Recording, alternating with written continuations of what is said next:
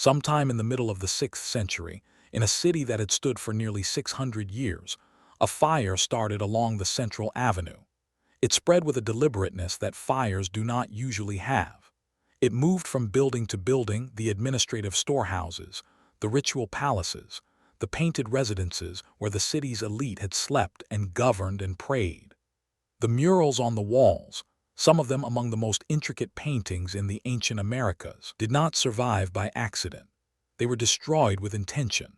The plaster was knocked off the walls before the fires were set. The objects stored in the great compounds, the greenstone ornaments, the ceramic vessels, the obsidian tools that signified authority, were gone before the flames arrived. In the apartment compounds that spread outward across 20 square kilometers of the valley floor, the families who had worked obsidian and shaped pottery and woven cloth continued to live. Their neighborhoods were not burning. The city they lived in was not dying.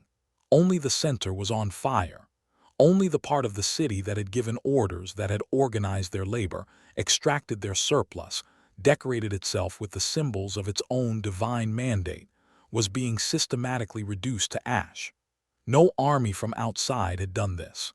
The evidence left in the ground across 15 centuries of decay and excavation points, with a patience that archaeology requires and rewards, toward the people who had lived inside this city all along. The name we use for this place, Teotihuacan, is a Nahuatl word. The Aztecs gave it, centuries after the city was already a ruin, meaning approximately the place where men become gods. It is possible that the people who built and inhabited it called it something else entirely. We do not know. We do not know with certainty what language they spoke. We do not know the names of their rulers, if they had rulers in that sense. We do not know the names of their gods with any confidence. We do not know the content of the political arguments that must have raged within the city in its final century. What we know comes from the ground, from the grid of a carefully planned city, from the ash and charred wood of burned elite compounds, from bones buried under apartment floors, from the chemical signatures locked in teeth that record where people were born and where they died, from murals that survived in rooms not targeted for destruction, from the long silence where written words should be. That silence is not accidental. Teotihuacan is a riddle wrapped in grandeur, but the riddle has an answer, and the answer tells us something precise about how power works, and about what happens when ordinary people decide they have carried enough. The valley where the city would rise sits northeast of what is now Mexico City, roughly 50 kilometers from the modern capital at an elevation of 200–300 meters. It is ringed by mountains. Springs fed it. The land was fertile. In the centuries before the Common Era, it held farming villages of the kind that dotted the highlands of central Mexico, small, independent, organized around kinship and agricultural cycles. What changed that was, most likely, a volcano. South of the Valley of Mexico, the Zittel volcano erupted with sufficient force, sometime around the 1st century BCE, to bury the agricultural settlement at Teotihuacan, a site that had been growing into one of the region's most significant centers, under meters of lava. The survivors of that catastrophe had to go somewhere. The archaeological record of the Teotihuacan Valley shows, in the generations following that eruption, an extraordinary and rapid concentration of population that cannot be explained purely by local growth. People were arriving. They were arriving fast, and they were arriving in large numbers. Whether the city that resulted was planned from its earliest days, or whether a plan was imposed on already growing settlement, the result is one of the most remarkable acts of urban design in ancient history. The city's builders chose a central axis, the Avenue of the Dead, running roughly north to south but oriented 5 degrees east of true north. This orientation is too precise to be accidental. Archaeologists have argued it aligns with the setting point of the Pleiades, or with a specific solar event, or with mountain peaks on the horizon that had cosmological significance. Whatever its meaning, the alignment was adopted with absolute consistency across the entire urban area. Every structure, every street, every apartment wall followed the same grid. When you stand on the Avenue of the Dead and look north toward the Pyramid of the Moon, or south down the long processional way, You are standing inside a geometric statement about the order of the world, one that required decades of coordinated labor and a governing authority strong enough to enforce it. The Pyramid of the Sun was built early, during what archaeologists call the Teotihuacan phase, before the Common Era was a century old. It rises 65 meters from the valley floor, a mass of fill and rubite and stone that makes it one of the largest structures by volume in the ancient world. At its base, it is nearly as broad as the Great Pyramid of Giza, though not as tall. What makes it stranger and more significant is what lies beneath it, a natural cave that runs under the pyramid's axis, penetrating the earth for more than 100 meters. In Mesoamerican cosmology, caves were portals, entrances to the underworld, the womb of creation, the place where the dead went and the rains originated. The pyramid was not placed over that cave by coincidence. The pyramid was placed over that cave because of it. The city's founders chose to build their largest monument on top of the world's opening. At the northern end of the avenue, the Pyramid of the Moon anchors the other terminus. Between them, over several generations, a city grew. Not a collection of hovels clustered around royal palaces, as many ancient cities were, but something more architecturally consistent. Apartment compounds, repeated in their basic form across the entire urban area, housing extended families and occupational groups in walled complexes with interior courtyards, kitchen hearths, storage rooms, and shrines. Each compound buried its dead under the floor. Each compound was, in a sense, a self-contained social unit, a neighborhood within the city, an enclosed community with its own internal hierarchy and its own rituals and its own economic function. By the 2nd and 3rd centuries CE, there were perhaps 2,000 of these apartment compounds covering 20 square kilometers of valley floor. The population that lived in them has been estimated, on the basis of compound size and regional comparisons, at somewhere between 80,000 and 125,000 people. The central estimate is around 100,000. At that level, Teotihuacan was not merely the largest city in the Americas, it was one of the largest cities anywhere in the world. Rome in its 1st century was larger, Constantinople would later be larger, Chang'an would later be comparable. But in the Western Hemisphere, nothing approached it. In the highlands of central Mexico in 300 CE, it was the sun around which everything else orbited. To understand what that meant in the life of an individual person, imagine the experience of arriving at Teotihuacan for the first time, not as a modern tourist on a Sunday afternoon, but as a traveler from Oaxaca in the 3rd century CE, following the road north into the valley for the first time. You would have been on foot, probably, carrying trade goods or following a merchant who carried them. The road would have narrowed as it entered the valley, then widened again as the volume of traffic increased. You would have smelled the city before you saw it properly. Smoke from cooking fires in thousands of apartment compounds, the particular sharp smell of obsidian knapping where stone flakes accumulated, the smell of lime plaster burning in kilns that kept the city's walls white. Then you would have come around a bend or crested a rise and seen it. A city that extended to every horizon of the valley, its whitewashed walls catching the sunlight, the Pyramid of the Sun rising above everything else with a bulk that made it seem less like a building and more like a geographic feature, a mountain made by hands. The avenue that ran through the center of the city was not a street in any ordinary sense. It was wider than most ancient streets were long. On festival days, and there were many festival days, the ritual calendar being one of the primary organizing mechanisms of urban life, the avenue would have been filled with processions. The murals that survived in the elite compounds depict these scenes. Figures in elaborate feathered costumes, priests carrying incense burners, streams of liquid that may represent rain or blood or maize beer, all moving in the same direction, organized, purposeful. The whole city's population aligned around a shared act of worship that was also a shared act of political affirmation. Participation in the ritual was participation in the city. The city's identity was performed collectively in those processions. And then the procession would end, and the ordinary people would return to their apartment compounds, to the obsidian knapping, the pottery, the cooking, the children, and the elite would return to their painted rooms along the Avenue of the Dead, and the system would resume. The people who lived in those apartment compounds were not all the same.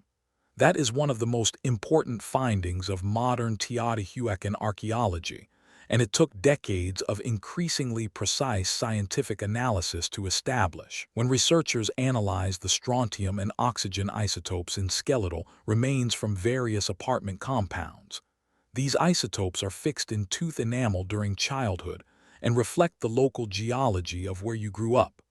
They found that a substantial fraction of the adult population, perhaps 25 to 30%, had been born somewhere other than the Teotihuacan Valley. They had come to the city as migrants. One neighborhood has been identified as an Oaxacan barrio. Its residents used Zapotec-style funerary urns to bury their dead and organized their tomb architecture in ways that reflect the Highland Oaxacan tradition, not the Teotihuacan one. Another neighborhood shows the material culture of the Gulf Coast lowlands, the ceramic styles, the burial patterns, the traded goods that connect it to the Veracruz region. There may have been a Maya neighborhood, populated by people from the lowland cities to the south.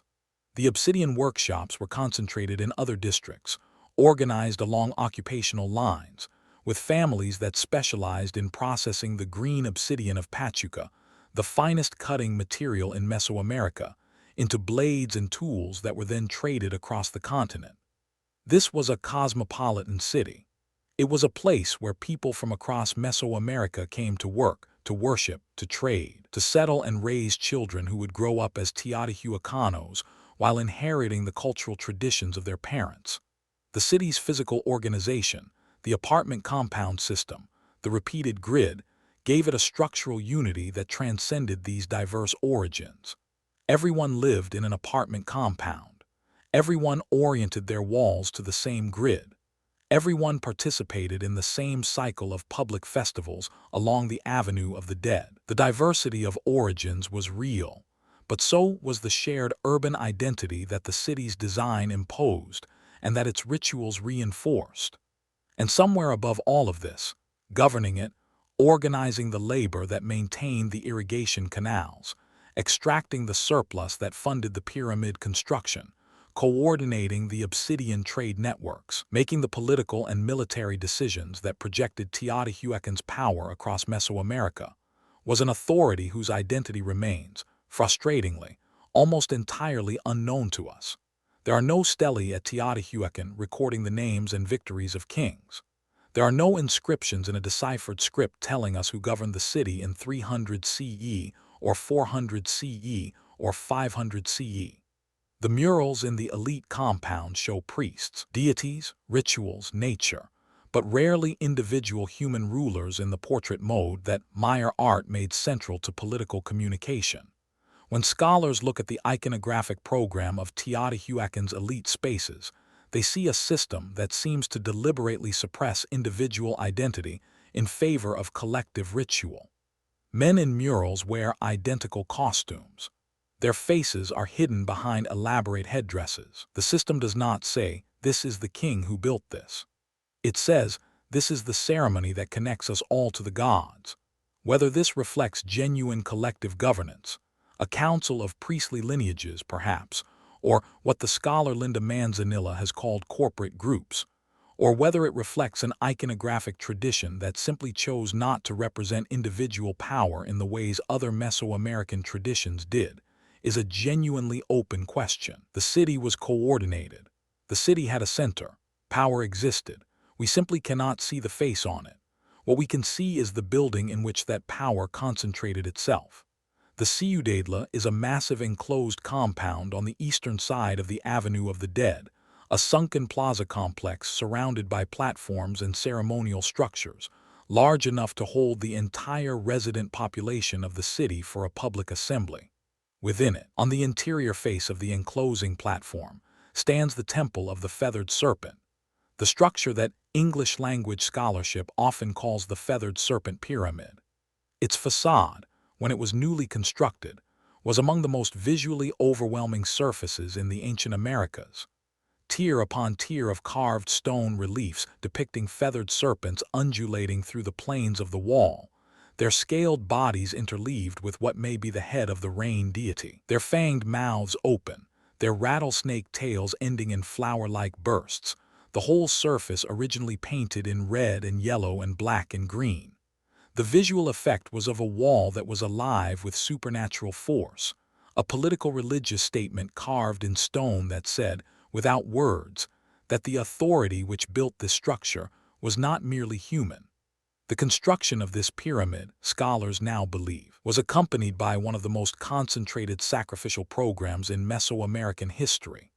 In the 1980s and 1990, excavations led by Rubain Cabrera Castro and Saburo Sugiyama opened the pyramid's interior and its surrounding construction fill. They found the dead, more than 200 individuals, deposited in multiple episodes during the pyramid's construction, many of them adult males, many of them bound at the time of death, their hands tied behind their backs, the residue of binding material still present in some cases, dressed in military equipment, obsidian-tipped projectile points arranged around them, greenstone beads and pendants, earplugs and ornaments that mark warrior status. Some had necklaces of human maxillae, the upper jawbones of other humans. In some burial groups, the individuals were arranged in specific geometric patterns, oriented to the cardinal directions, placed with a deliberateness that speaks to ceremony rather than disposal. Who were they? Isotopic analysis has shown that many had local origins. They were not exclusively war captives from distant places. Some had origins consistent with distant regions. Others had grown up in the Teotihuacan Valley itself. The sacrificial program that dedicated this pyramid drew from multiple categories of victim, possibly including local individuals chosen or volunteered for this founding ceremony. What this tells us about the political moment of the Ciudadela's construction is significant. The building of the feathered serpent pyramid was not merely a construction project. It was a declaration of power, backed by the willingness and ability to sacrifice hundreds of human beings in a ritually organized program over the course of several years. Whatever authority stood behind this act was sending a message that the entire city and any rivals or observers could read. We are the people who can do this. The city is ours. The reach of that message extended far beyond the valley. In the year 378 CE, something extraordinary happened more than 1,000 kilometers to the southeast, in the Maya lowlands of what is now Guatemala. At the great Maya city of Tikal, the reigning king died on the same day. The inscriptions say that a figure named in the Maya hieroglyphs as Teotihuacan, meaning fire is born, arrived at the city. Teotihuacan was the emissary or military commander of a figure the Maya called Spur-thrower Owl, who scholars have identified as a Teotihuacan ruler or at least a Teotihuacan-associated political authority. The dynasty that followed at Tikal used Teotihuacan-style regalia, the atlatl, the owl and feathered serpent iconography, as its symbols of legitimacy. The political language of the city of the Avenue of the Dead was being deployed 1,000 kilometers away to justify a new ruling lineage. Whether this was a military conquest, a political alliance, a coup backed by Teotihuacan merchant interests, or something else is genuinely debated by Maya archaeologists. What is not debated is that it happened. The Maya inscriptions record it, the material culture confirms it, and the successor dynasty at Tikal used Teotihuacan symbolism for generations. At its height, Teotihuacan was not merely the largest city in the Americas. It was a political force capable of installing dynasties in cities 1,000 kilometers from its center. The valley in the highlands of central Mexico was, for 2 centuries, the hub of a continental network, militarily, economically, ideologically, without parallel in the pre-Columbian Americas. The Caminal-Juyu highlands of Guatemala showed similar patterns.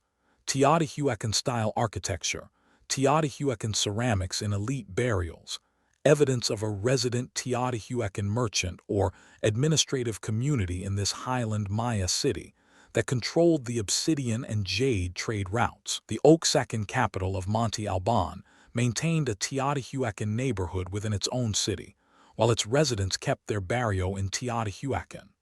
The Gulf Coast lowlands of Veracruz were tied into the trade network through the merchants who lived in their designated neighborhood in the great city.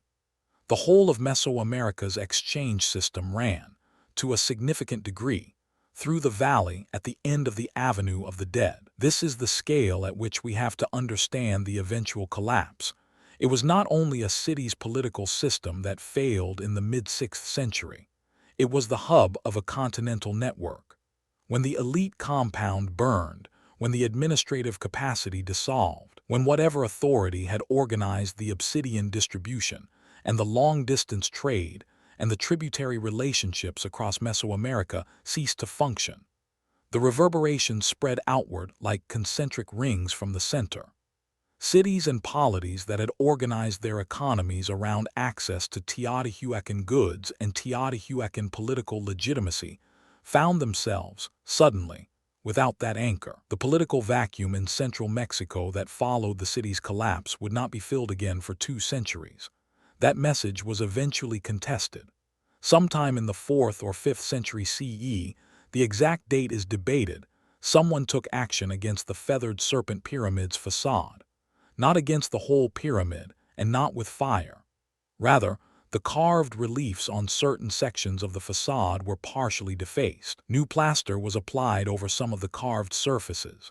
Some sculptural elements were removed or damaged. The pyramid was not destroyed. It continued to function as a sacred space, but its face had been changed. The visual statement it made was partially suppressed. Scholars have interpreted this as a political act, possibly the suppression of the cult or ideology associated with the pyramid's founding program, possibly the rise of a new faction that rejected the political legitimacy of the older order the pyramid represented. This was not the burning of 550 CE. It was something earlier and more subtle, a revision of the official story, a covering over of a particular claim to power while the physical structure remained. By the mid-5th century, there were other signs of stress. The city's expansion had plateaued. The agricultural land in the immediate valley could not be extended further. The irrigation infrastructure was operating at or near capacity. The apartment compounds continued to be occupied, but the construction of new monuments appears to have slowed. The murals of the later periods show a shifting emphasis, away from the militaristic imagery associated with the Ciudadela's founding, and toward more agricultural and water-related themes, toward the paradise of Tlaloc depicted in the extraordinary murals of Tepantitla, where a figure interpreted as the rain deity stands at the center of a flowing world, surrounded by people swimming and playing in water, a vision of abundance that may reflect either genuine ideological transformation or the aspirational politics of an elite that knew things were getting harder. The city's relationship with its subject populations, the people in the apartment compounds who worked the obsidian, hauled the stone, maintained the canal systems, and produced the agricultural surplus that fed the monuments, was not a relationship of equals. The great works of Teotihuacan were built on organized corvée labor, on the extraction of a surplus large enough to sustain a priestly and administrative class that produced no food of its own. The city's continued functioning required that the population continue to accept this arrangement. For 5 centuries they did. What changed? The honest answer is that we do not know precisely. Archaeology recovers material and chemical traces, not conversations. We cannot recover the meeting in which someone first said, out loud, what many must have been thinking. We cannot recover the morning when the decision was made, or who made it, or over how many nights it was argued before the first torches were lit. What we can recover is the pattern of what was burned and what was not, and that pattern speaks clearly enough. When the destruction came, it was concentrated on the civic and elite structures along the central Avenue of the Dead. The Ciudadela was burned. The great compound opposite it was burned. The palaces and administrative structures that lined the avenue, the residences where the city's governing class had lived in painted rooms decorated with images of their own divine mandate, were burned. The murals were not merely blackened by fire. They were physically knocked off the walls before the burning began. The stored goods in the administrative storehouses were gone before the fires were set. either removed by those who set the fires or evacuated by an elite that had warning, time enough to take what mattered before fleeing. The apartment compounds in the surrounding city were not systematically burned. The neighborhoods where the obsidian workers lived, where the potters worked, where the Oaxacan families and the Gulf Coast families and the local Highland families kept their shrines and buried their dead under the floors, those neighborhoods survived the destruction with minimal damage. Life continued in them. People continued to eat, to work, to die and be buried under the floor, to raise children, to maintain the rhythms of daily existence, even as the center of the city's political and ritual apparatus was being destroyed. This distinction between the burning of the center and the survival of the periphery is the single most important fact about Teotihuacan's collapse. It is what separates this event from a military sack, from an earthquake, from a plague, from the random catastrophes that can end cities without intention. The fire knew what to burn. It knew because the people who set it knew, and what they chose to burn was the apparatus of the state that had organized and extracted and governed their lives for generations. There is no surviving record of their reasoning. There are no texts. There is only the ash and the pattern it left. What happened to the people who had governed the city? We do not know. If they fled in time, they may have dispersed to successor cities, Xochicalco, Calula, or the rising settlements of the north that would eventually produce the Toltec capital of Chile. Elements of Teotihuacan iconography, the feathered serpent cult, the architectural talad table row style, the obsidian trade networks, all of these survived the city's burning and reappeared in the successor cultures of the following centuries. The elite did not vanish from Mesoamerica. They may have scattered from Teotihuacan carrying the intellectual and spiritual capital of the tradition they represented. The city they left behind continued. For another 100 years or more, a population of 20 to 40,000 people inhabited the apartment compounds, worked the obsidian, maintained local shrines in the ruins of the great monuments. They were not governed anymore, not in the way they had been. The centralized apparatus that had organized production, managed the hydraulic infrastructure, and coordinated the long-distance trade networks was gone. Without that coordination, the city's economic specialization, which had made it productive, but had also made its individual districts dependent on each other, became a liability rather than an asset. The population contracted. The neighborhoods that had relied on trade goods from distant regions lost access to those goods. The elaborate urban system wound down. By around 750 CE, Teotihuacan as a major urban center was effectively abandoned. The ruins remained. They would remain in various states of decay and overgrowth for another 8 centuries before the Aztec emperors, ruling from their own island capital 60 kilometers to the southwest, began making pilgrimages to the site, picking up Teotihuacan artifacts as sacred relics, and incorporating the dead city into their own cosmological system. The Aztecs gave the pyramids their current names. They decided from a distance of 8 centuries that this must have been a place where gods had walked. They were not entirely wrong, but they did not know about the burning. They did not know about the ash layers in the elite compounds, or the deliberately destroyed murals, or the apartment neighborhoods that survived intact while the palace district burned. The Aztecs looked at Teotihuacan and saw a monument. The people who had burned it 600 years earlier had seen a system. To understand what kind of system it was, to understand why this particular outcome became possible, we have to look more carefully at the political structure that made Teotihuacan what it was for 5 centuries, and at the specific ways in which that structure created its own vulnerability.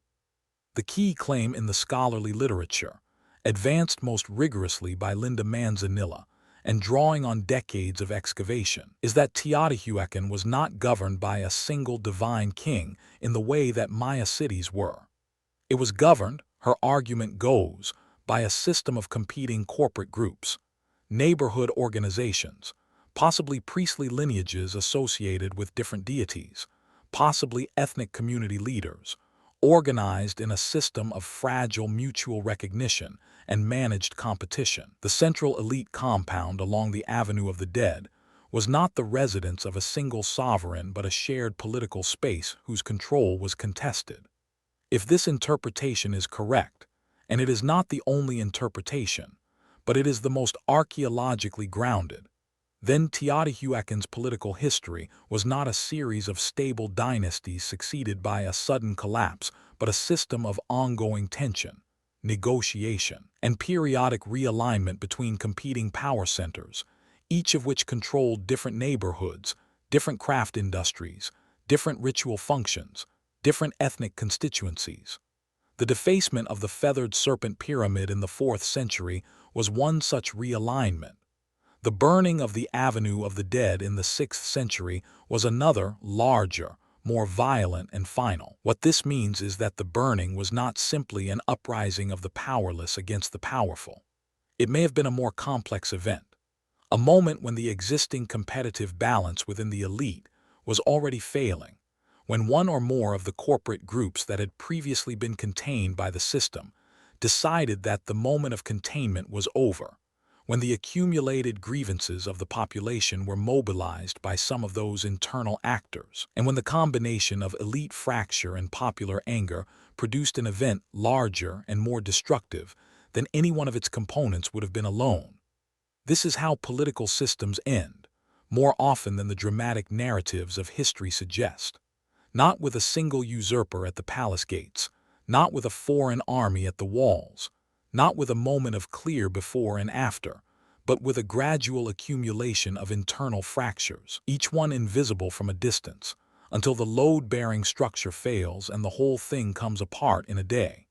Teotihuacan had built something extraordinary, a city of 100,000 people, diverse and productive, integrated by its grid and its rituals and its economic specialization, sustained by an agricultural base and enriched by obsidian trade that reached across a continent. It had done something that no Mesoamerican society before it had done at comparable scale. It had organized urban life in a way that could absorb migrants from dozens of different cultural traditions and give them a shared civic identity. The apartment compound system, the public festival calendar, the shared iconographic language of the murals. These were genuine achievements of social engineering, ways of creating cohesion across difference. But the system was built on extraction. The corvée labor that raised the pyramid of the sun came from the apartment compounds. The agricultural surplus that fed the priests and administrators and monument builders came from the fields outside the valley and the labor of the families inside it. The obsidian trade that enriched the city flowed upward as well as outward. The workshops produced goods that were traded, but the coordination of that trade and the extraction of its profits was organized by whoever controlled the central institutions. For 5 centuries, the population of those apartment compounds worked within that system. They organized their lives around it, buried their dead under their floors within it, told their children about the gods who required it. What broke, in the middle of the 6th century, was the social contract that made that extraction acceptable. We do not know why it broke then rather than earlier or later. We know that the climate across Mesoamerica was variable in this period.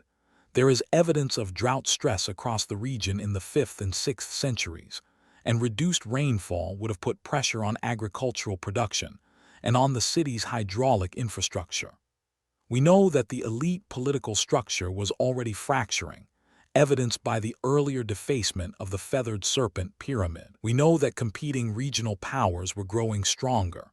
Xochicalco and Calula and settlements in the Baguio region to the northwest were developing independent political and economic capacity that reduced Teotihuacan's monopoly power over Mesoamerican trade networks. Any of these factors alone might have been manageable. Together, in a city that was already operating under population pressure, under political stress, and under an administrative system that had depended for its legitimacy on its ability to deliver security, order, and ritual meaning. Together, they were not manageable. The legitimacy of the center had been eroding for generations before anyone set the first fire. The burning was the conclusion of a process, not the beginning of one. The lesson that Teotihuacan's archaeology teaches is not that cities burn or that empires fall. It is something more specific and more uncomfortable, that a governing system can maintain itself through a combination of genuine achievement and organized coercion for a very long time without resolving the structural contradictions that make it unjust. It can maintain itself while those contradictions deepen.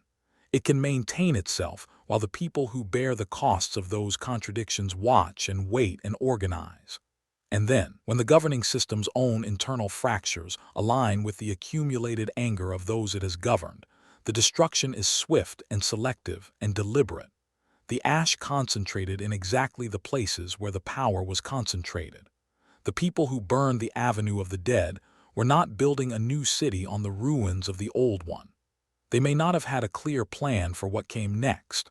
What they had was a clear sense of what needed to end. The administrative compounds that had organized their labor, the palatial residences that had displayed their governor's wealth, the ritual spaces that had justified the whole arrangement with claims of divine mandate, these were the things that burned. The apartment compounds, the kitchens, the workshops, the shrines under the floors, these survived. The center burned. The city lived. For 100 years after the burning, the remnant population of Teotihuacan went on living in those apartment compounds, working the obsidian, maintaining local cults in the ruins of what had been the world's most powerful city. They had no grand monuments anymore, no central authority organizing their production, no administrative apparatus routing their surplus to the pyramids. They also had no one telling them what they could not do, no one extracting the surplus that had built the ciudadela, no one organizing mass sacrifices in the name of a founding political program that may have lost its meaning generations before the fire. The city that the Aztecs found as ruins, 800 years later, was a place they called where men become gods. They built shrines among the ruins, collected relics, made it a place of pilgrimage. The mythology they told about it was of creation and sacrifice and divine transformation, stories that tried to explain what something so large and dead could mean. They did not know about the corporate groups or the isotopic analysis of the Oaxacan barrios skeletons. They did not know about the selectivity of the burning or the survival of the apartment compounds. They saw grandeur and silence and tried to fill the silence with meaning. The meaning is in the ground. It is in the fine layer of ash that covers the ciudadela's floor and does not cover the floor of the obsidian workshop 2 kilometers away. It is in the broken plaster of a mural that someone knocked off the wall before the fire came. It is in the distribution of isotopes in 3-century-old teeth that tells us that a quarter of the people in those apartment compounds came from somewhere else and chose to stay. It is in the bones of 200 soldiers buried under the feathered serpent pyramid and the bones of ordinary families buried under ordinary apartment floors, separated by 6 centuries and by the entire distance between what a state demands and what a city needs.